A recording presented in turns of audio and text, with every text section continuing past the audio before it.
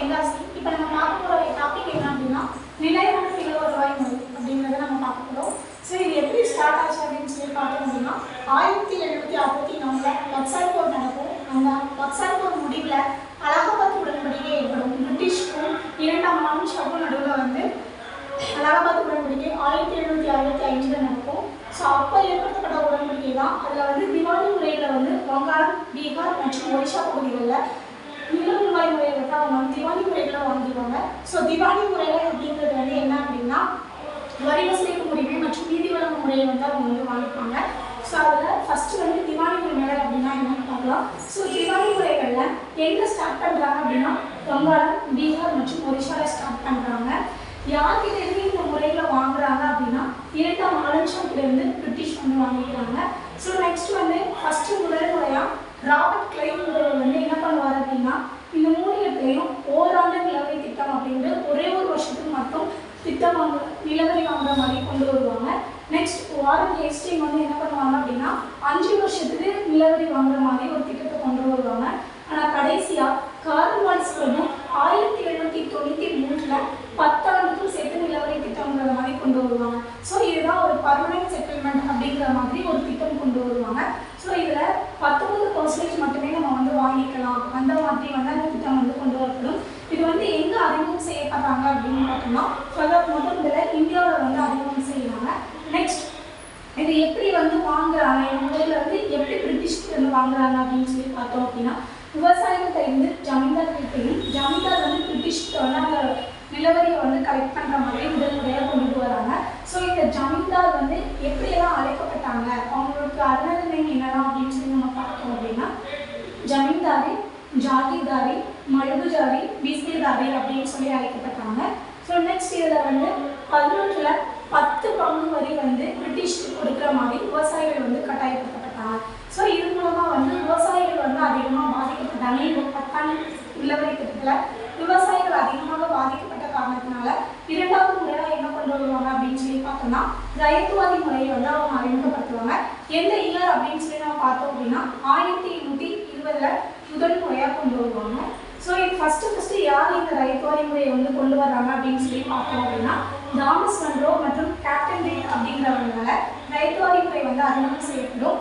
So இதில் வந்து இந்த ரயத்வாதி முறை வந்து எங்கே முதல் முறையாக ஆரம்பிக்கிறாங்க அப்படின்னு சொல்லி நம்ம பார்த்தோம் அப்படின்னா மதராஸில் முதல் முறையாக வந்து கொண்டு வராங்க. ஸோ எங்கெல்லாம் வந்து அறிமுகம் செய்யப்படுறாங்க அப்படின்னு சொல்லி பார்த்தோம்னா பம்பாய், அசாம் மற்றும் ஒரிசா பகுதிகளில் இந்த ரயத்வாதி முறையை அறிமுகம் செய்கிறாங்க.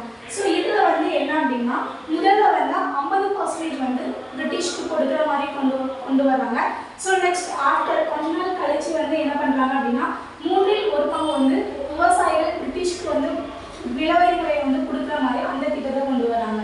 ஸோ இந்த ரயத்வாதி முறை எப்படி வாங்கப்பட்டது அப்படின்னு சொல்லி நம்ம பார்த்தோம் அப்படின்னா விவசாயிகளுடைய நிலத்தின் தன்மை மற்றும் பயிரின் தன்மையை பொறுத்து 3ல் 1 பங்கு வந்து விவசாயிகளிடம் வந்து கலெக்ட் பண்ணியிருக்காங்க.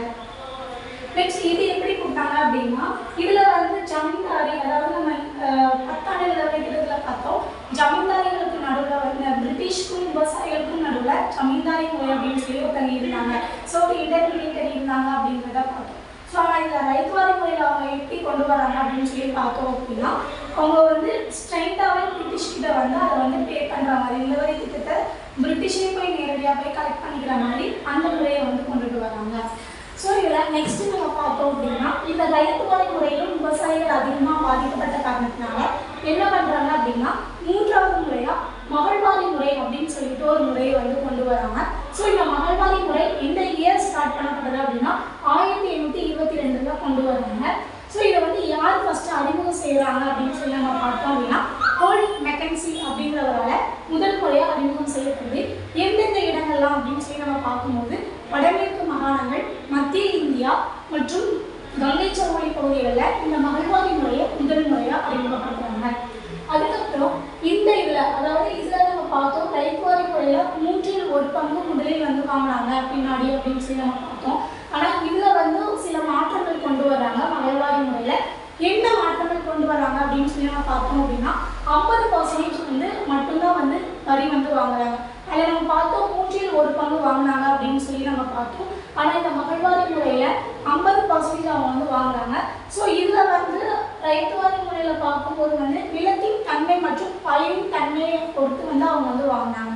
ஆனால் இந்த மகள்வாரி முறையில் என்ன பண்ணுறாங்க அப்படின்னு சொல்லி பார்த்தோம் அப்படின்னா விளைச்சலின் அடிப்படையில் வந்து அவங்க வந்து அந்த வரிகள் வந்து விதிக்கப்பட்டு வாங்குறாங்க.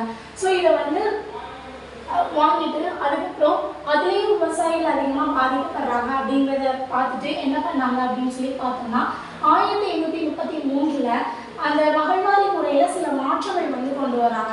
ஸோ இதை மாற்றங்கள் கொண்டு வரலாம் அப்படின்னு சொல்லி பரிந்துரைச்சது யார் அப்படின்னு சொல்லி பார்த்தோம்னா வில்லியம் பெண்டிங் பிரபு வந்து சொல்லியிருப்பாங்க. ஸோ இதில் வந்து என்ன அப்படின்னா இதில் பெயர் மாற்றம், அதாவது இதில் மாற்றங்கள் கொண்டு வந்ததுக்கு அப்புறமா இந்த மகள்வாரி முறைக்கு ஒரு பேர் வைக்கிறாங்க, ஒரு பேரை வந்து மாற்றுறாங்க. அது பெயர் மாற்றம் என்ன வைக்கிறாங்க அப்படின்னு சொல்லி பார்த்தோம் அப்படின்னா மாற்றி அமைக்கப்பட்ட ஜமீன்தாரி முறை அப்படின்னு சொல்லிட்டு ஒரு பேர் வைக்கிறாங்க.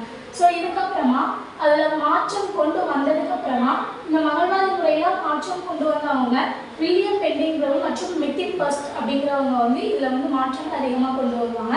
ஸோ இது முதல் முறையாக வந்து மாற்றங்கள் செய்து கொண்டு வரப்பட்டதுக்கு அப்புறமா எந்த முதல் முறையாக ஸ்டார்ட் பண்ணுறாங்க ஆரம்பிக்கிறாங்க அப்படின்னு சொல்லி நம்ம பார்த்தோம் அப்படின்னா ஆக்ராலையும் அயோத்தியிலையும் முதல் முறையாக கொண்டு வராங்க. ஸோ இந்த மகள்வாரி முறையில் என்ன பண்ணிட்டாங்க அப்படின்னா விவசாயிகள்கிட்ட இருந்து மகள்வாரிகளும் நெக்ஸ்ட் பிரிட்டிஷும் வாங்குற மாதிரி, அதாவது மகள்வாரிகள் பிரிட்டிஷ்கிட்ட கொண்டு அந்த நிலவரையை கொண்டு கொடுக்குற மாதிரியும் அவங்க வந்து ஆரம்பிக்கிறாங்க. ஸோ இதில் மகள் அப்படின்னு சொல்லி நம்ம பார்த்துக்கிட்டோம் அப்படின்னா அது யார், அந்த இன்டர்மீடியட் அது யார் அப்படின்னு சொல்லி நம்ம பார்த்தோம் அப்படின்னா கிராம தலைவர்களை வந்து நியமிக்கிறாங்க. ஸோ விவசாயிகள்கிட்ட கிராம தலைவர்களிடம், கிராம தலைவர்களிடம் பிரிட்டிஷ்க்கும் இந்த மகள்வாரி முறை மூலமாக வந்து என்ன பண்ணிக்கிறாங்க அப்படின்னா மாற்றம் கொண்டு வந்து இருக்கிறாங்க. ஸோ இவ்வளோதான் இந்த நில வருவாய் முறை.